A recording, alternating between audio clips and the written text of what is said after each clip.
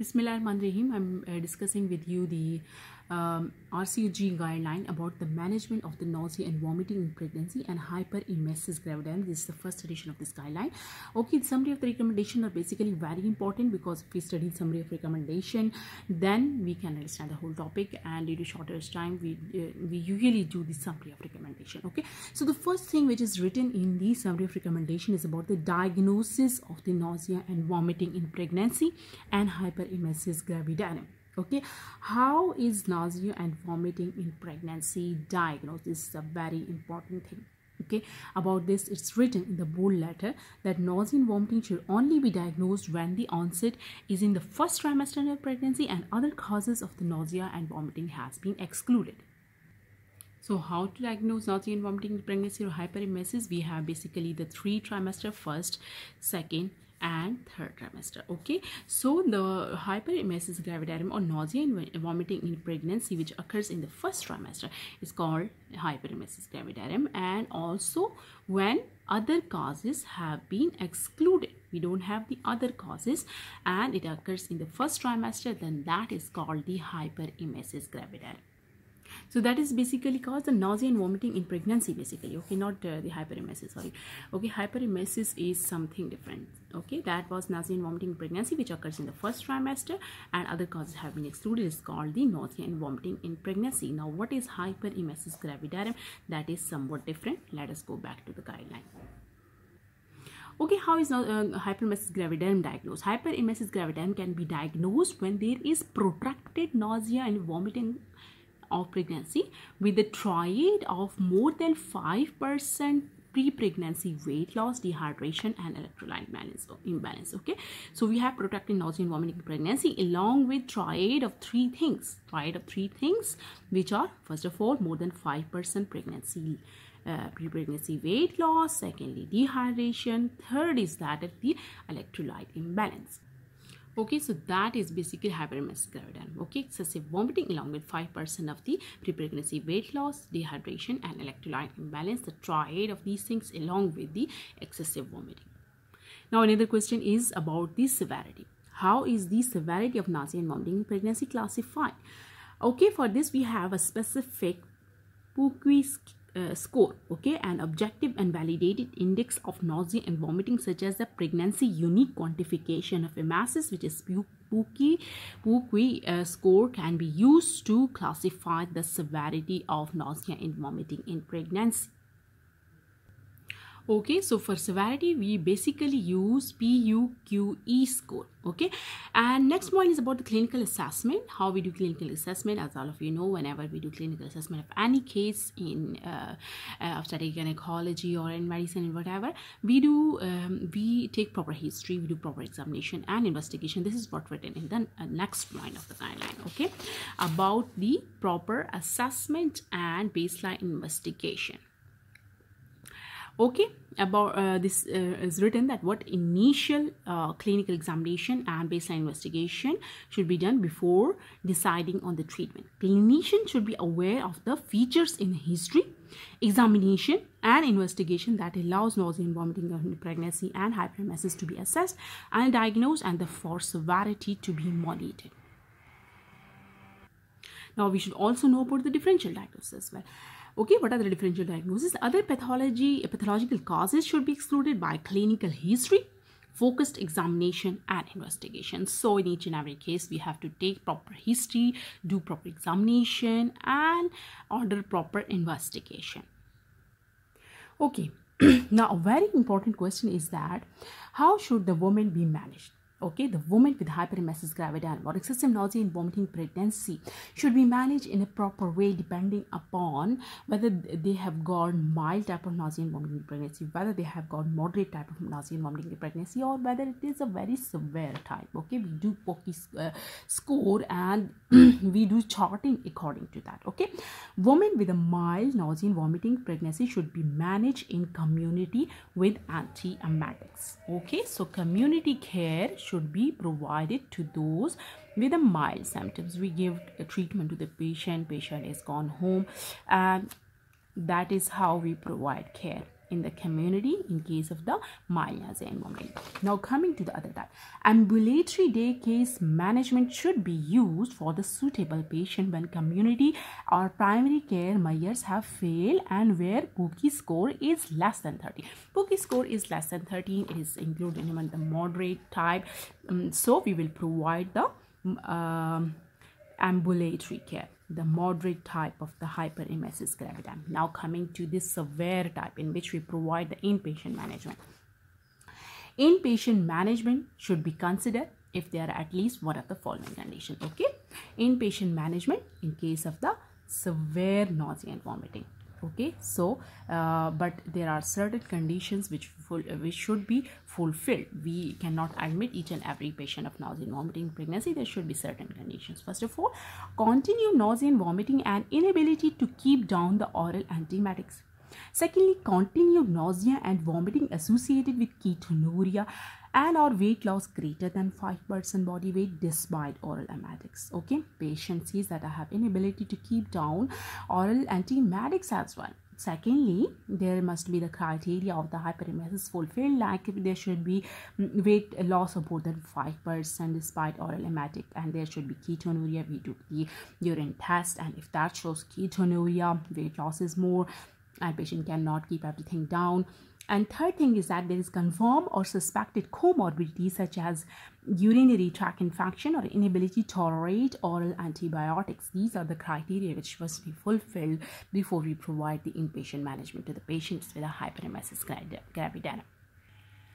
Now coming to the therapeutic options, the question in the guideline is that what therapeutic options are available for the nausea and vomiting in pregnancy and hyperemesis gravidanum, and what is the safety and efficacy of the pharmacological agents? We need to reply to these questions. Okay, first of all, the role of antihistamine and phenothiazine has been explained in the guideline. We need to discuss the antihistamine and phenothiazine. Okay, about this it's written that there are safety and efficacy data for the first line antiemetics such as antihistamine, H1 receptor antagonist, and phenothiazine, and they should be prescribed when required for nausea and vomiting in pregnancy and hyperemesis gravidanum. So we can prescribe antihistamine, we can prescribe phenothiazine, because according to guideline there are safety and efficacy data for the first line antiemetics. Okay, the next thing is about combinations, combination of different drugs. We need to discuss that, the therapeutic option. Combination of the different drugs should be used in a woman who do not respond to single antiemetic. Okay, woman is not responding to single antiemetic, we should prescribe the combination of the drugs. Okay, the third thing is about the parenteral and the rectal routes, which I have written here. Okay, so I say then that for women with persistent or severe hyperemesis gravidanum, parenteral or rectal routes may be necessary and more effective than the oral regimens. Okay, and another point is about the side effects. Okay, it's written that women should be asked about the previous adverse reactions to the antiemetics or antiemetic therapies, and drug-induced extrapyramidal symptoms and a chylogeric crisis can occur with the use of phenothiazine and metoclopramide. If this occurs, there should be a prompt cessation of the medications. Okay. And another thing is that clinicians should use antiemetics with which they are familiar and should use the drug from the different class if the first drug is not effective. If the first drug is not effective, then they can use the different drug combination. Now, another point about the metoclopramide. Okay, we are discussing the metoclopramide, we are discussing the ondansetron. Okay, metoclopramide is safe and effective, but because of the risk of the extrapyramidal effect, it should be used as a second line therapy. Okay, and another thing is that there is evidence that ondansetron is safe and effective, but because the data is limited, should be used as a second line therapy. Okay, so in the whole therapeutic options, we discussed first of all antihistamine and phenothiazine, that these are safe. Okay, and if the patient is not responding to the single drug, we can use the combination of drugs. And I think is that fluid and means parenteral and rectal options route of medication option should be discussed with the patient and should be used. Patient should be discussed. The side effects of the drugs should be discussed with the patient, and If patient is not responding to one class of drug, different class of drugs should be prescribed, and metoclopramide or ondansetron, both due to having certain side effects, should be used as the second line agent. This is what we discussed in the therapeutic option. Now, certain other drugs have been discussed: pyridoxine, steroids, and diazepam. Okay, pyridoxine is not recommended for nausea and vomiting, pregnancy, and hyperemesis gravidum. Corticosteroid should be reserved for the cases where the standard therapies have failed. Diazepam is not recommended for the management of nausea and vomiting in pregnancy and hyperemesis gravidum. Now, the other question is about the rehydration regimen. Okay, what rehydration regimen for ambulatory daycare and inpatient management should be there? Okay, ambulatory daycare for moderate type and inpatient for the severe type of hyperemesis. So, what type of the fluid regimen should be given to them? Normal saline with additional potassium chloride in each bag, with administration guided by the daily monitoring of the electrolyte, is most suitable, most appropriate intravenous hydration. Okay, we give normal saline along with potassium chloride. Okay, and the second regimen is that dextrose infusion are not appropriate unless the serum sodium levels are normal and thiamine has been administered. We give thiamine to the patient and sodium levels are normal, so in that case we can give the dextrose infusion. Otherwise, the best or most appropriate is that normal saline along with the potassium chloride, KCl, in each bag. So that is about the rehydration regime. IV fluids, sodium chloride along with KCl in each bag, dextrose only when the sodium is normal, and thiamine has been administered. Now let us discuss the role of certain complementary therapies like ginger. We can give ginger. Some people say give ginger. Acute stimulation, a specific technique used on the hand, specific type of massage. And third is that of the hypnosis. We need to discuss these things from RCOG guideline as well. Okay, so what is the complementary therapies that are helpful? First of all, ginger. Ginger may be used by the woman wishing to avoid antiemetic therapies in mild to moderate nausea and vomiting in pregnancy. So this ginger should be used in mild to moderate type of therapy, not in severe form. In severe form, definitely she would need inpatient management. Okay, and another thing is acute stimulation, acupressure, and acupuncture. Women may be reassured that acute stimulations are safe in pregnancy. Acupressure may improve nausea and vomiting. Yes, they can improve. She can use it if she wants, but the thing is same. Therefore, a severe type of nausea and vomiting in pregnancy, she has to get the inpatient management. Okay, hypnotic therapies should not be recommended to manage the nausea and vomiting and hyperemesis. Okay, hypnotic therapies are not recommended. Okay, we recommend ginger, we recommend acute stimulation, but not hypnosis. Now, the next thing which we have to discuss in this guideline is about the monitoring of the patient with hyperemesis plus adverse effects. So let us study it from the guideline first. Okay, monitoring and adverse effect. What complications or adverse effects can occur from nausea and vomiting in pregnancy and hyperemesis, and what are their preventive management strategies? Okay, so first of all, urea and electrolyte. Urea and electrolyte levels should be checked daily in the woman requiring IV fluids. Okay, we are giving IV fluids to the patient that can cause disturbance of the electrolytes, so we have to check urea and electrolytes of these patients. Okay, urea and electrolyte, especially those who are on IV fluids. Okay, secondly, histamine H2 receptor antagonist or proton pump inhibitors may be used for the woman developing gastroesophageal reflux disease or esophagitis or gastritis. Okay, for prevention of the peptic ulceration, we have to give H2 antagonist or proton pump inhibitor to those patients who are at risk of developing gastroesophageal reflux disease or gastritis. Okay, another thing is that thiamine supplementations, either oral or intravenous, should be given to all women admitted with prolonged vomiting, especially before the administration of the dextrose or parenteral nutrition. Before we administer dextrose or parenteral nutrition, we have to give the thiamine supplements. Okay, and women admitted with a hyperemesis gravidarum should be offered thromboprophylaxis with a low molecular weight heparin unless there are specific contraindications such as active bleeding. Thromboprophylaxis can be discontinued upon the discharge.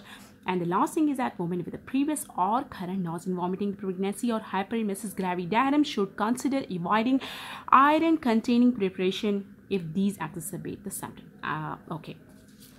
So in monitoring and adverse effect, what we studied, first of all, urea and electrolyte should be checked, especially those on IV fluids. Secondly, H2 receptor antagonist or PPI should be given to avoid the risk of the GERD or esophagitis. Thiamine supplements should be given, especially those who are taking dextrose. And thromboprophylaxis should be prescribed, especially to those patients who are inpatient, who are admitted to the hospital, and upon discharge we can discontinue it. And the iron preparation should be stopped if these are causing irritation. If these are exacerbating the symptoms of nausea and vomiting in pregnancy, we should stop these preparations. So this is what we have discussed in monitoring and in the studying of the adverse effect as written in the RCOG guide. Now, what is the further management? How we do further management? What is the role of multidisciplinary team? The role of multidisciplinary team is very important in the management of any case in obstetrics and gynecology. About this is written that in the woman with severe nausea and vomiting or hyperemesis, input may be required from other professionals such as midwives. Okay, midwives. Secondly, nurses. Okay, nurses, dietitian, pharmacist, endocrinologist, nutritionist, and nutritionist, gastroenterologist, such as mental health team, including psychiatrists. Okay, so these all people should be involved in the care of women with a hyperemesis gravidarum. Multidisciplinary team approach should be there. That is what is discussed here. Okay, Bismillahirrahmanirrahim. Okay, the next thing which I have to discuss is that what is the role of the multidisciplinary team. Okay, we have discussed the role of the multidisciplinary team. Now another thing is that when should enteral and parenteral nutrition be considered, and what are the risks to the mother and the fetus. Okay, so we are discussing the role of the enteral and parenteral nutrition, like when she can take nutrition through the food and when should the parenteral nutrition be given. That needs to be discussed here. Okay, when all other medical therapies have failed, enteral and parenteral treatment should be considered with a multidisciplinary team approach. Okay, another thing is that when should a termination of pregnancy be planned. Okay, a termination of pregnancy is very important. Okay, when all measures which we have tried or failed, then we have to go for the termination of the pregnancy. This is what written in the guideline, that when when termination should be considered, all the therapeutic measures should have been tried before offering the termination of unwanted pregnancy. Now something about the discharge and follow-up. When the discharge and follow-up arrangements, when should the discharge and follow-up arrangement be implemented? What arrangement should be implemented? About this, it's written that women with nausea and vomiting pregnancy and hyperemesis gravidarum should have individualized management plan in place when they are discharged from hospital. Okay, that's what I have drawn, that there should be individualized plan. Another thing is that women with a severe nausea and vomiting pregnancy or hyperemesis gravidarum who continued symptoms into second and third trimester should be offered serial scan to monitor growth. Okay, so if even in the second and third trimester we have late second or third trimester we still have the symptoms, there should be serial growth scans as well, because that might affect the growth of the baby as well. Now another thing is that what is the effect of nausea and vomiting in pregnancy and hyperemesis gravidarum in the postnatal period, or how should we advise about the future pregnancy? About the future pregnancy, we should tell her that there is a risk of recurrence. Secondly, we should give her advice regarding the lifestyle, the dietary modification, and antiemetics. Okay, so what is written, women with the previous hyperemesis gravidarum should be advised that there is a risk of recurrence in the future pregnancy, and early use of the lifestyle modification and antiemetics that are found to be useful in the index pregnancy is advisable to reduce the risk of nausea and vomiting in pregnancy and hyperemesis gravidarum in the current pregnancy. Now the last thing which I have to discuss in this guideline is that what is the effect of nausea and vomiting of pregnancy and hyperemesis gravidarum on the quality of the life. Okay, the quality of the life needs to be discussed. Okay, a woman quality of the life can be adversely affected by nausea and vomiting of pregnancy and hyperemesis, and practitioners should address the severity of the woman's symptoms in relation to her quality of life and social situation.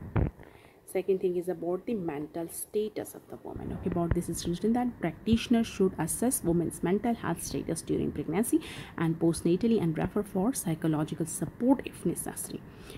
Another thing is about psychological support. Okay, about this it's written that women should be referred to source of psychological support. Okay, another thing is about physical symptoms identification. Practitioners should validate the woman's physical symptoms and psychological distress. Okay, the last thing is that women should be advised to rest as required to alleviate symptoms. Okay, she should be advised to take rest.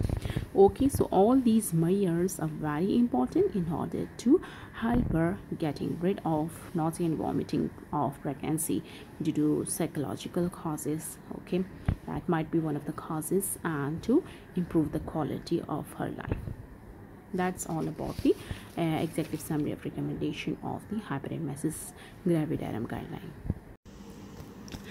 Now let us discuss the table 1, which is in the hyperemesis gravidarum guideline. First thing in this table is about the history. First of all, we have to take the history about the previous any previous history of nausea and vomiting pregnancy hyperemesis gravidarum. Secondly, quantify severity using the POCI score: nausea, vomiting, hypersalivation, spitting, loss of the weight, inability to tolerate food and fluid, and the effect of the quality of life.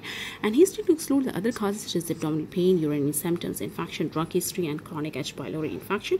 Then then we have to do proper examination, including the temperature of the patient, the pulse, the blood pressure, oxygen saturation, respiratory rate, abdominal examination, weight, the sign of dehydration, and sign of the muscle wasting, and other examination as guided by the history. Okay, investigation, we check the urine dipstick, quantify the ketonuria as +1 ketone or more. Okay, MSU, both are for urine. Then urine electrolyte for hypo and hyperkalemia, hyponatremia, dehydration, renal disease. We check the full blood count for infection, anemia, hematocrit. We do the blood glucose monitoring to exclude diabetic ketoacidosis of diabetes, and ultrasound scan to confirm viability in intrauterine pregnancy, to exclude the multiple pregnancy and trophoblastic disease. And in refractory cases or history of the previous admission, check for thyroid function test for hypo and hypothyroidism. And left is to include the liver disease such as hepatitis or gallstone. And we have to monitor malnutrition, calcium and phosphate level, amylase to exclude pancreatitis, ABG to exclude the metabolic disturbance, to monitor severity. Now coming to the appendix 2 of this guideline, POCI pregnancy unit quantification of masses. Okay, we have to check that in the last 24 hours, for how long have you felt nauseated or sick to your stomach. Okay, there are different scores of it. In the last 24 hours, have you vomited or thrown up? Okay, there are different scores which we calculate. In the last 24 hours, how many times have you reached have you had reaching or dry leaves without bringing anything up. Okay, the main thing which we have to memorize that POCI score 24 less than 6 is mild, 7 to 12 is moderate, and more than 13 to 15 is that of the severe type. Now come to the appendix 3, in which the different recommended antiemetic therapies are discussed along with the dose. First line is cyclizine, prochlorperazine, promethazine, and chlorpromazine. Second line include metoclopramide, domperidone, and ondansetron. These are second line as we discussed. Okay, the third line is that is corticosteroid, hydrocortisone 100 mg twice daily, or IV once clinical improvements occur. Convert to prednisolone 40 to 50 mg daily per oral, with the dose gradually tapered until the lowest maintenance dose that controls the symptom is reached. Now come to the last table, which is very important: treatment and algorithm for nausea and vomiting pregnancy and hyperemesis. Initial assessment: exclude the cause, record POCI score, assess for the clinical complication like dehydration, electrolyte imbalance, and the weight loss, and offer advice and support. Okay, when the POCI score is 3 to 12 and no complication, antiemetics in the community, lifestyle, and the dietary changes. POCI score of 13 or above and no complications and no refractory to the antiemetics, ambulatory daycare management until no ketonuria, and any POCI score with a complication or a successful ambulatory daycare management, inpatient management. Okay, when POCI score is 13, come to this point that we have to provide ambulatory daycare management forced intravenous hydration with normal saline and potassium if no contraindication, antiemetics and thiamine. Okay, any POCI scores with complication or when the POCI score is more than 13. Okay, POCI score is 13 or above, no complication, ambulatory care. POCI score with complication or unsuccessful ambulatory day care, then inpatient management. Inpatient management, as for ambulatory day care management, like this, plus thrombolysis, multidisciplinary team approach and consider steroids. So that is the end of the whole guideline.